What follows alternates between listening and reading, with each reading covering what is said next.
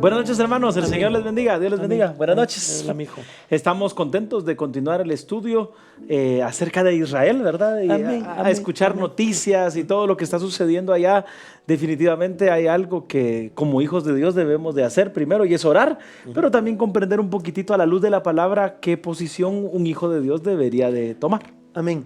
Y como vamos a continuar con ese tema hoy, queremos como recordar eso. Hermano, hay una posición privilegiada en el corazón de Dios para Israel. Amén. Es el pueblo escogido de Dios. ¿Sabe cómo le mandó decir Dios a Faraón? Él es mi primogénito, le dijo. Sí. Entonces, en el corazón de Dios. Ahora, todo Israel, no. Ahora, porque como son su primogénito, Dios ha dejado que Israel haga lo que le dé la gana, y a todo lo que le traen Dios lo firma. Tampoco. Por eso ha enviado juicio sobre ellos. Amén. Por eso ha permitido que otras naciones vengan y los conquisten y los humillen. ¿Por qué? Porque a pesar de que es su primogénito, Dios no es un padre alcahueta. Amén. Y entonces recordábamos esa porción de San Juan 6, donde Jesús dice, la salvación viene de los judíos. ¿Y ahí que para dónde? Y de Romanos también. Sos palestino y querés recibir a Jesucristo, tienes que entender eso, que viene de los judíos y punto. No, pero es que eso toca mi nacionalismo. Entonces no querés recibir a Jesucristo. Y Romanos capítulo 9, especialmente el verso 4 y 5, donde dice que de Israel viene el pacto, la promesa, la promulgación de la ley, la gloria, los profetas, la promesa y de donde según la carne viene Cristo. No, es que no estamos hablando de que Israel no es, no, sí es el pueblo escogido de Dios. Ahora, una gran diferencia entre los escogidos de Dios y el Estado de Israel. Amén. Entonces, amén, para preguntar si Dios signa, si Dios firma todo lo que le manda el Estado de Israel, ¿cómo lo podemos ver? En la Biblia. Amén. En la historia, comprobar eso. Y estamos echándole una repasadita a algunos de los grandes líderes de Israel. Oramos. Oremos. Dios, gracias. Padre, ¿qué queremos? Lo que queremos es a que nos ayudes, a que nos bendigas, a que nuestra posición espiritual y nuestros conceptos de fe no provengan, Señor, de la opinión de hombres, sino de tu palabra. Amén. Ayúdanos, queremos amar, respetar y poner nuestra confianza en tu palabra, porque el cielo y la tierra pasarán, pero tu palabra no pasará. Gracias por esa bendición y esa ayuda, Padre, en el nombre de Jesús. Amén. Amén. Amén. Amén. Ya vimos algunos de estos personajes. Miremos a esta mujer icónica de Israel. Golda Meir, una feminista, ¿verdad? Una feminista. Ella se divorció de su esposo. Sí.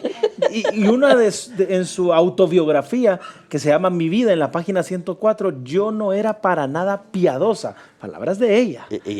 Sí, es que como es su autobiografía. Sí. Ahora, fíjate que Golda Meir, Pablo, icónica porque es la primera mujer en Israel que toma el gobierno.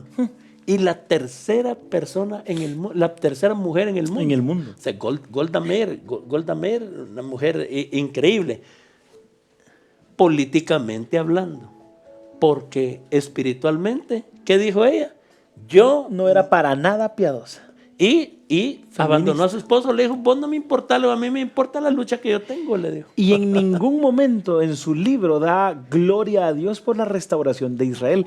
Y es una cosa bien interesante de pensar todas las cosas milagrosas que le han sucedido a Israel desde el establecimiento en el 1948 no ha provocado que ellos volteen y vean a Dios, porque hay un remanente, porque hay gente que definitivamente ha dado la gloria a Dios, pero hay otro grupo de personas como esta mujer en eminencia en el país que no da gloria a Dios. Imagínate una familia que los quieren matar en todos los países del mundo, que nunca han tenido casa y que logran tener casa, que todo el mundo les echa bala y nadie los logra destruir, que han recibido grandes bendiciones de Dios y un día se paran en la iglesia a decir, hermanos, Dios les bendiga, muchas gracias, y se sientan y no mencionan todo eso.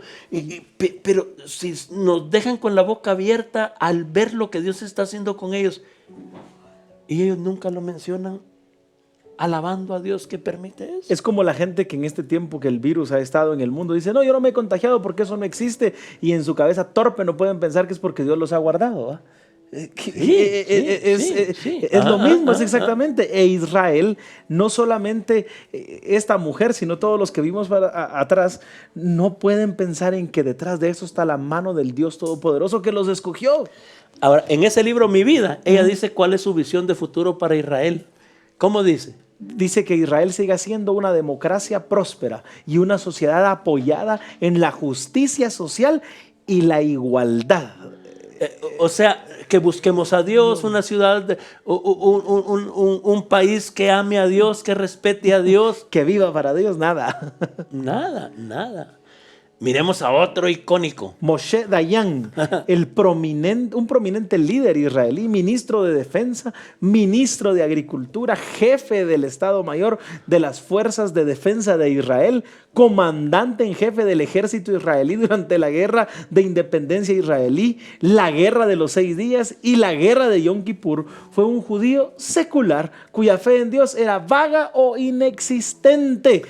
No le dio a Dios ninguna gloria. En su autobiografía, que termina con las siguientes palabras: sin embargo, nuestro principal deber es estar a la altura de la visión de nosotros mismos, construyendo un estado pionero, una sociedad creativa que florece a partir de los frutos de su propia mano de obra, un estado valiente dispuesto a luchar hasta la muerte para defenderse, un pueblo de ideas e ideales que se esfuerza por lograr su propósito nacional e histórico.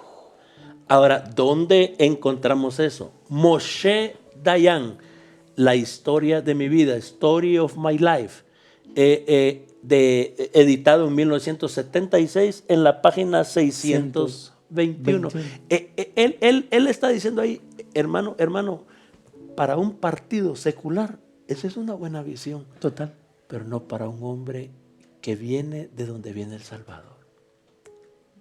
Y estuvo en guerras históricas que pasaron cosas. Y vos te puedes imaginar a Dios diciendo, es cierto que es malcriado, pero héroe de guerra.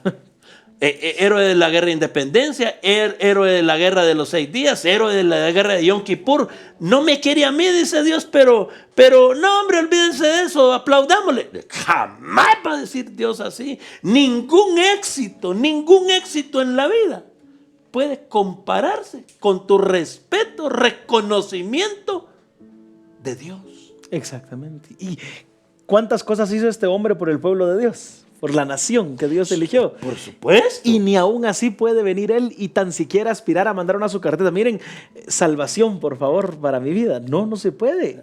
Y mire, mi amado hermano, una de las cosas que Dios permite en la vida es, yo estuve en una conferencia con ese hombre, pero ¿qué? Si no es un hombre de fe. No es un hombre que levante sus manos y diga, gloria a Dios. Uno por lo menos, pues. No. Vamos al presente. Benjamín Netanyahu, quien se convirtió en primer ministro de Israel en 2009, es el primer ministro nacido en Israel desde que Israel se convirtió en un estado. Todos los primeros ministros anteriores han nacido en otros países. En cambio, él nació ya en Israel. El primero Benjamín Netanyahu. Ajá, es el actual, ¿verdad? Y por haber obtenido Israel victorias militares, le da la gloria a los militares más que a Dios. O sea, viene y cuando hace un recuento de las victorias de los militares de Israel, dice, no, la gloria es más para los hombres de guerra que para Dios. Y en uno de los libros que habla de él, que se llama Un lugar entre las naciones, Israel y el mundo. Es de 1993 ese libro. ¿Sabes qué dice? Las profecías bíblicas no revelan de ninguna manera lo que Israel puede esperar en el futuro. O sea, llega, señor Netanyahu, ¿ya vio esta profecía del Salmo 83 que dice aquí? Papito, para mí eso no significa nada. Y es que ni siquiera menciona a Dios, ni a sus leyes, ni sus promesas, ni sus convenios. No se toma en cuenta a Dios, y lo hemos dicho muchas veces durante estos programas. El peor de los pecados es no tomar en cuenta a Dios. Esa es la esencia del pecado. Exactamente. Esa es la esencia del pecado. Y es que pensar en esta gente que ha librado, como has dicho, toda su vida una batalla con miles de enemigos alrededor de ellos, y no pensar que no son ellos, sino que es Dios también detrás de ellos guardándolos. Sí, mire, mi amado hermano, bien interesante. Este hombre explicando a qué le atribuye el éxito, el auge y el establecimiento del moderno Estado de Israel. ¿Y sabe qué dice? Este Estado de Israel es el producto de un espíritu humano que se niega una y otra vez a sucumbir ante los errores de la historia. Esta es una cita de ese libro. Página 401. Dice, este Estado se lo debemos al sudor, por decirlo así, de un espíritu humano que se niega una y otra vez a sucumbir ante los errores de la historia. Dándole la gloria al hombre y quitándole la gloria a Dios.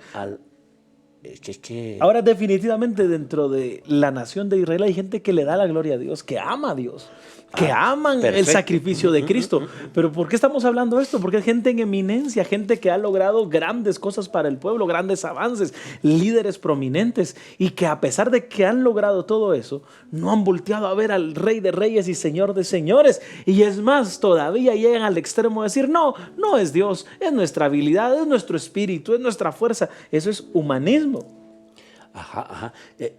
Fíjese que en una de las vigilias no me recuerdo si fue en una vigilia o fue en un miércoles de oración, pero estábamos leyendo uno de los salmos de David. ¿Sabe cómo dice él? En mi prosperidad dije, no seré conmovido. En mi prosperidad dije, no seré conmovido.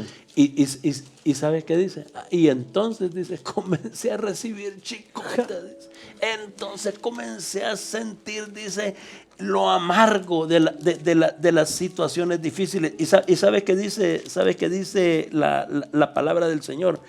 Que ese salmo David lo escribió cuando estaban inaugurando su casa. ¿Y sabe cómo dice él? El título que le pusieron a ese salmo, pero el título que David le puso es en la inauguración de la casa. Pero el título que tiene la Biblia es cuando el Señor lo salvó de la enfermedad.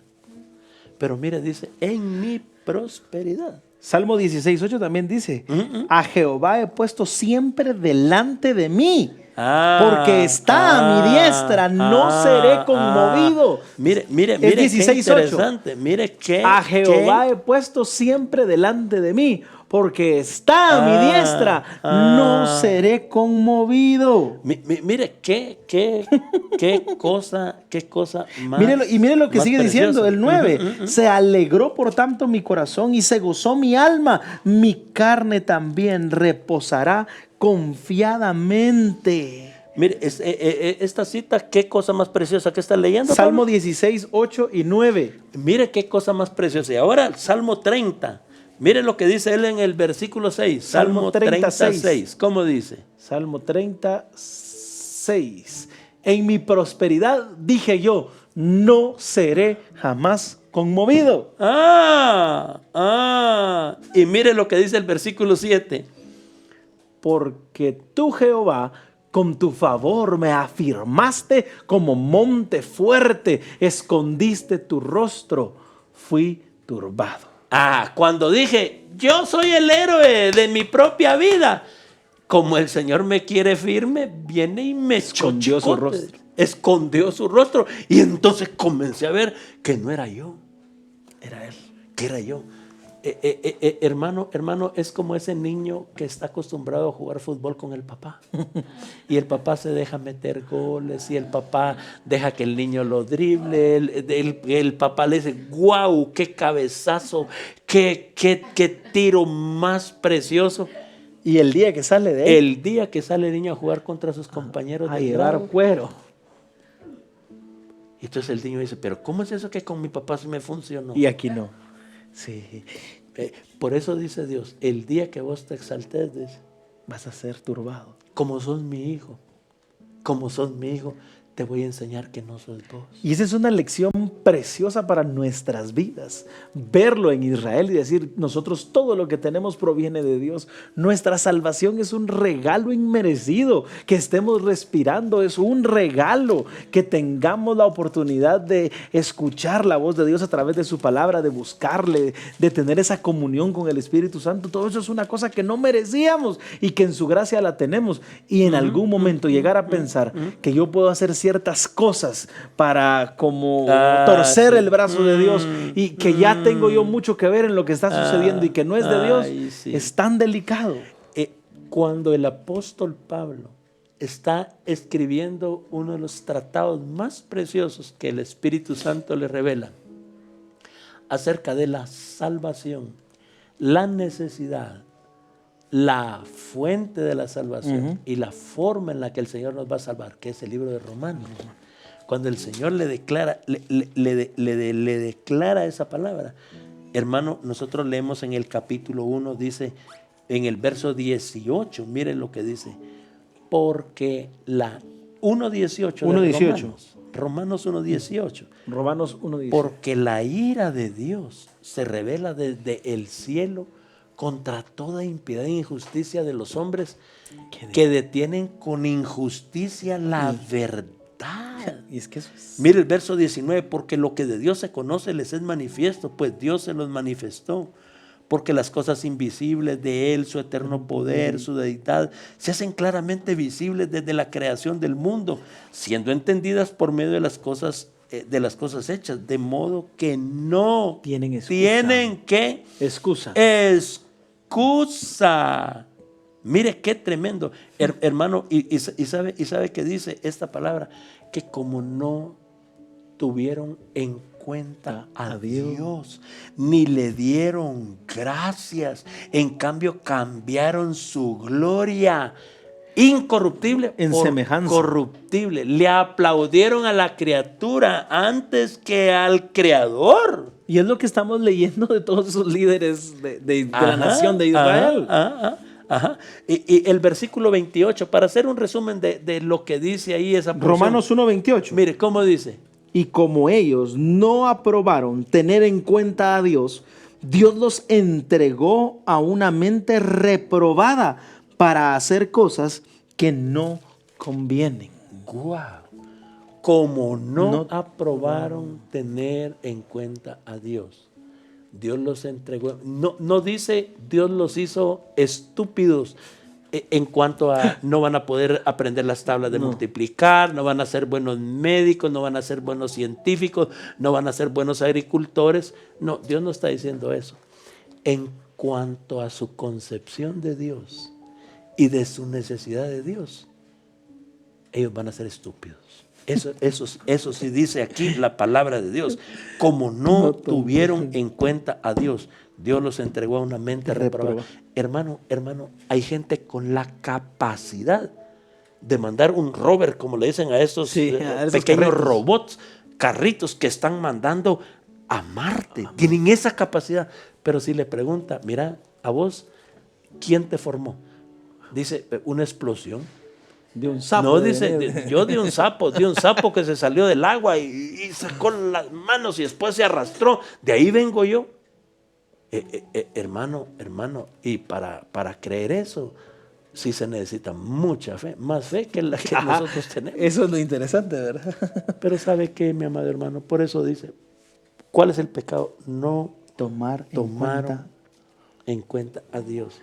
Hermano, la mayoría de dirigentes antiguos y actuales de Israel ha sido gente que no ha tomado en cuenta a Dios.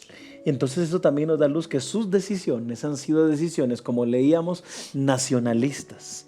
No pensando en lo que la palabra de Dios dice, no pensando en las órdenes de Dios, sino de ellos como nación, como cualquier país del mundo. Ajá. ¿Y cuál va a ser uno de los errores más crasos, de los grandes errores políticos de Israel en la consumación del tiempo según Dios? Que incluso se van a sentar con el anticristo a hacer un negocio. Así es. Eso es lo que dice la palabra. Se van a sentar con el anticristo a hacer un negocio. Exactamente. ¿Por qué? Porque no quisieron tomar en cuenta a Dios. Amado hermano, entendiendo lo que es Israel bíblicamente, entendiendo que este es un remanente, entendiendo esa gloria de Israel y el amor y la gracia de Dios al escogerlos, amén, pero entendiendo también que la fe viene por la palabra de Dios, por oír y oír la palabra de Dios. ¿Y qué dice la palabra de Dios? Que si confesares con tu boca que Jesús es el Señor y creyeres en tu corazón que Dios le levantó de los muertos, serás salvo. Punto. No, pero te hacen un examen de ADN y te encuentran que venís de la tribu de Leví, ya sos salvo. No, papá. Esa es nuestra fe, esa es nuestra confianza. Lo que queremos es tener un concepto bíblico, un concepto bíblico. Que no ofendamos al Señor, quizás atribuyéndole a Dios cosas que no vienen de Dios. Que no vienen de Dios. Eso es peligroso. Lo mismo es muy peligroso no atribuirle a Dios. Exacto. Lo que sí es de Él. Que Dios nos ayude, Dios nos dé las fuerzas. Y mi amado hermano, por eso mismo necesitamos, 1, creer la palabra, 2, respetar la palabra y 3, conocer la palabra. Que el Señor nos bendiga. Vamos a orar antes de despedirnos.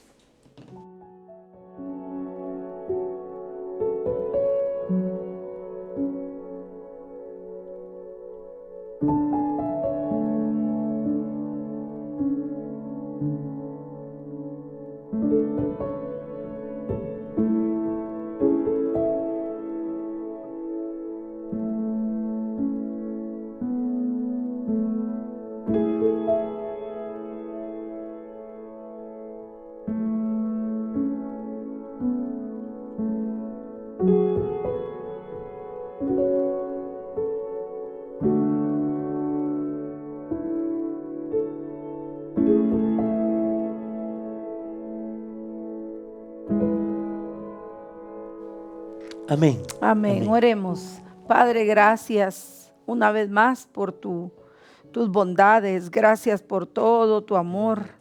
Gracias por tener cuidado de nuestras vidas y por que podemos llegar hasta ti, Señor. Gracias, Señor eterno, porque tu palabra dice: Venid a mí todos los que estáis trabajados y cargados, que yo os haré descansar. Gracias por todo lo que has hecho y por todo lo que harás, porque estamos en tus benditas manos, porque tú, Señor, tienes el control de todas las cosas y confiamos plenamente, creemos en tu palabra desde Génesis hasta Apocalipsis, y que todo lo que has profetizado se ha cumplido, y también lo que viene, lo que estamos pendientes, Señor, ese gran acontecimiento del rapto de la iglesia. Eso, Señor, llena de fe nuestros corazones cada día para esperar, Señor, que como dice tu palabra, en un abrir y cerrar de ojos será ese arrebatamiento glorioso, Padre. Gracias por amarnos, por guardarnos. Gracias también, Señor, porque podemos pedirte por necesidades que tú ya conoces de tus hijos. Aún lo que no hemos pedido, tú, Señor, ya lo sabes. Pero, Señor, hay muchas necesidades, Padre, de salud, de cuidado tuyo, de provisión tuya para tus hijos, y oramos, Padre. Oramos, Señor, hoy por los que están enfermos en su casa, que tú pongas tu mano sanadora sobre ellos, que tú sigas haciendo esos milagros de sanidad. Por los que están enfermos en un hospital, aquí en nuestro país y en cualquier país del mundo, hay mucha necesidad de salud, Padre, y pedimos que tú seas sanador de esas vidas, que tú llegues con tu mano santa de amor a tocar esos cuerpos enfermos, Señor. Por favor, Padre amado, sigue manifestándote, sigue obrando de una manera poderosa, Señor. Te pedimos, papito lindo, tu bendición, tu ayuda, en el nombre glorioso de Jesús, nuestro amado Salvador. Oramos. Amén. Aleluya. Amén. Que el Señor les bendiga, mis amados hermanos. Mañana tenemos nuestro servicio de oración. Ahí vamos a estar juntos. Y el jueves seguimos con nuestro estudio de la palabra. Amén.